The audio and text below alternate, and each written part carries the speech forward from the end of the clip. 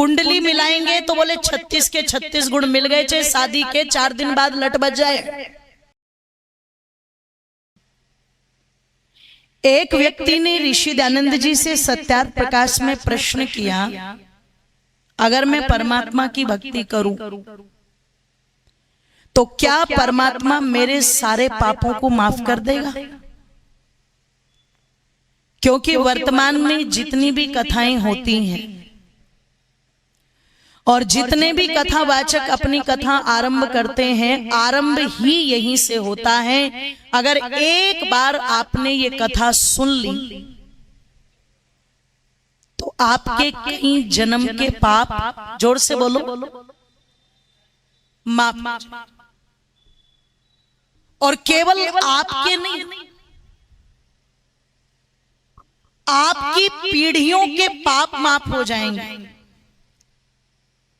और केवल पीढ़ियों के पाप ही माफ नहीं होंगे, अपितु 36 पीढ़ी, एक नहीं, दो नहीं, पूरी 36। क्योंकि 36 से नीचे की तो कोई बात ही नहीं करता।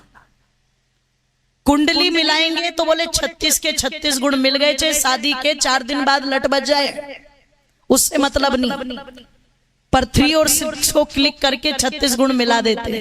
तो क्या कहा, अगर आपने इस कथा को सुन लिया तो आपके कई पीढ़ियों के पाप माफ और आपकी 36 पीढ़ियां जो हैं वो स्वर्ग में चली जाएंगी। अब आप विचार करना, मैंने पूछा ये जो तुम 36 पीढ़ियों को स्वर्ग में भेज रहे हो और ये जो तुम पूरे परिवार के पाप माफ कर रहे हो, ये किन की कथाओं में कर रहे हो? तो बोले राम जी की कथा में, कृष्ण जी की कथा में, दो ही मुख्य हैं। तो मैंने कहा सुनो, आपने पब्लिक को तो गारंटी दे दी, जनता जनार्दन को तो गारंटी दे दी, श्रोताओं को तो गारंटी दे दी कि 7 दिन की कथा सुनो तो पाप माफ, 9 दिन की कथा सुनो तो पाप माफ। आपने ये टिकट तो बांट दिए, हाउसफुल तो आपने कर लिया, थिएटर तो आपने भर लिया पूरा का पूरा। परम मुझे आप केवल इतना बता दो कि जिस भगवान राम के नाम से आप ये टिकट बांट रहे हो, क्या रामचंद्र जी ने भी किसी के पापों को माफ किया था? जोर से बोलो, क्यों जी? ताड़का से शुरुआत की थी 15 साल की उम्र में, और जब तक रावण नहीं मर गया तब तक श्री रामचंद्र जी ने धनुष कांधे से, जोर से बोलो, उतारा नहीं, उतारा नहीं। और वनों में ऋषियों के हड्डियों के बड़े बड़े ढेरों को जब देखा और निवेदन कर दूं बंधुओं, पूछते हैं अत्रि ऋषि के आश्रम में जाने से पहले ये ढेर किस प्रकार का?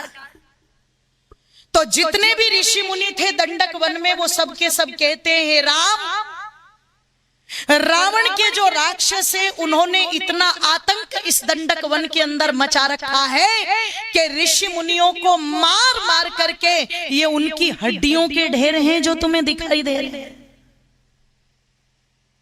ओ मेरी मातो बंधुओं, विचार करना, चिंतन करना, हड्डियों के ढेरों को देखा था श्री रामचंद्र जी ने, और उन हड्डियों के ढेरों को देख करके श्री रामचंद्र जी तुरंत अपनी भुजा को उठाते हैं और प्रण करते हैं, निश्चरहीन करु मही हाथ उठाए प्रण कीना।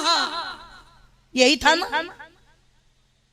अरे हड्डियों के ढेरों को देख करके रामचंद्र जी को कितना कष्ट हुआ, कितना दुख हुआ। जिस कुल में उनका जन्म हुआ था उस कुल में ब्राह्मण के लिए, उस कुल में गौ माता के लिए अपना सर्वस्व न्योछावर किया जाता था। इसलिए श्री रामचंद्र जी तुरंत कहते हैं, जब तक मैं इस पूरे के पूरे दंडक वन को निशाचरों से हीन न कर दूं तब तक मैं शांति से बैठने वाला नहीं। ये श्री रामचंद्र जी का वचन।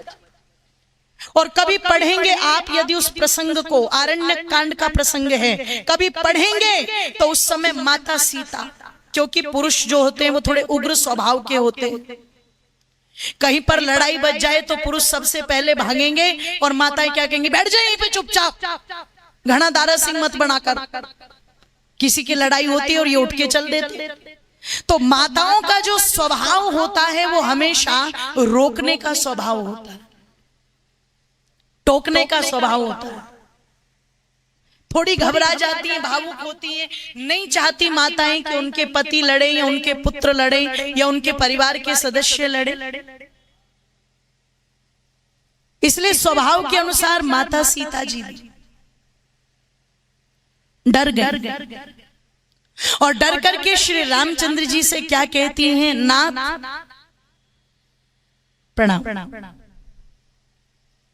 नाथ हम यहाँ वन में लड़ने के लिए थोड़ी ना आए, युद्ध करने थोड़ी ना आए। आप ऐसी प्रतिज्ञा क्यों कर रहे हो? और देखो ये जितने भी राक्षस हैं, इन्होंने आपका कुछ थोड़ी बिगाड़ा है। पढ़ना आप उस प्रसंग को। अब माता सीता जी हितोपदेश कर रही है कि हम इस वन में लड़ने नहीं आए, इन राक्षसों ने आपका कुछ बिगाड़ा नहीं, तो व्यर्थ में इनसे शत्रुता क्यों मोल लेनी। नाथ हम तो 14 वर्ष का वनवास काटने आए हैं, उसे चुपचाप काट करके चले जाते हैं। अब आप विचार करना, कोई और होता तो क्या कहता, हाँ तुम ठीक कह रही हो, मुझे क्या मतलब।